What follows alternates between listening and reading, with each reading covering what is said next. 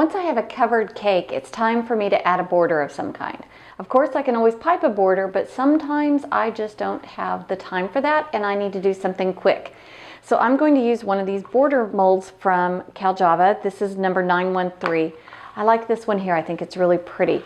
And so because I'm using the Nu-Wrap rolled fondant, it's awesome to cover the cake with, and we already know it's yummy because I already told you, but it's a little soft for the border. So I'm going to add a little CMC powder, which is going to strengthen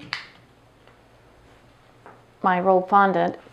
So I've got about a baseball size wad of rolled fondant or softball, and I've got about a teaspoon of CMC.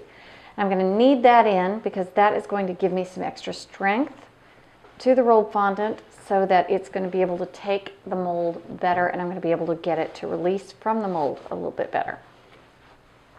So I knead it until it's soft, and then I'm going to roll out a snake.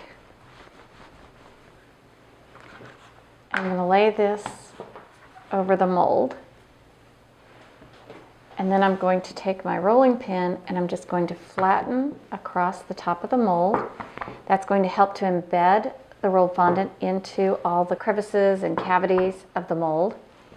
And then I'm going to trim off the excess on either side. And then I can trim across the top.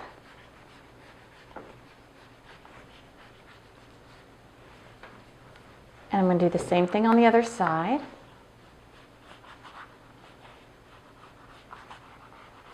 It starts to get a little too sticky. You can just lightly rub a little cornstarch or powdered sugar over the surface so that you're going to be able to press and handle this just fine. I'm just going to neaten up my edges so that when I pull it off, I'm not going to have stray, crazy pieces that I have to trim later.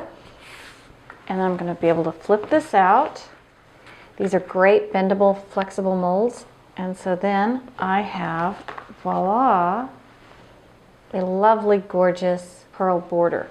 And so I can just attach this with a little water or icing. And so for that, I'm going to use my water pen, and I'm just going to turn the border over and lightly apply a little bit of water with my water pen.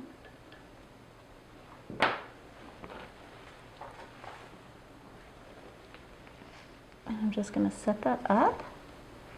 It's going to give me a neat bottom edge. And if you will notice, this ends at an angle, and I'm going to cut at that angle so that when I insert the next piece, it is going to fit on and it's going to look seamless instead of trying to do a straight line. That is one trick that I see a lot of beginners mess up on. They'll do very straight lines on their borders, and it's really easy to see where they stopped and started. And so I'm going to do another snake. This is where it's helpful to have a big long mat like this so that I have plenty of surface to roll out.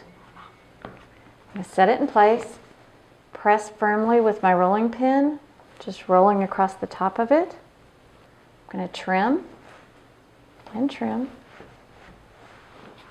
And then I'm going to cut across the edge.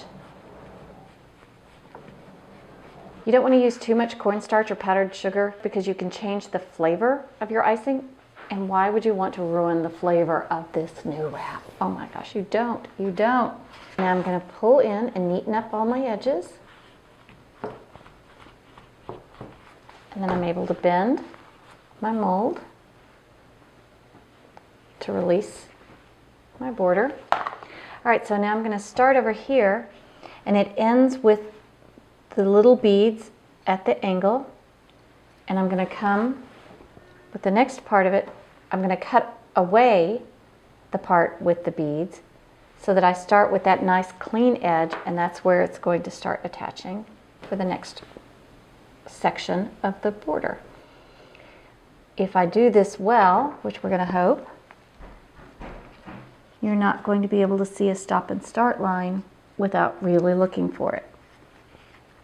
And that is one thing that I will tell you that judges look for at cake competitions, that we look for when we're judging certification, is can we see where you stopped and started as you're doing your borders around your cake. Now, if we go around the cake, It's going to be really hard to tell where I stopped and started on the borders because I cut at the angle. And it's a polished professional border that any customer would love.